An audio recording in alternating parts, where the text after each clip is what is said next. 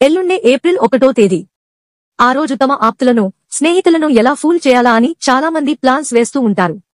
అసలు April fool ఎందుకు చేస్తారు? అది కూడా ఏప్రిల్ 1వ తేదీనే ఎందుకు చేస్తారు? ఇప్పుడు తెలుసుకుందాం.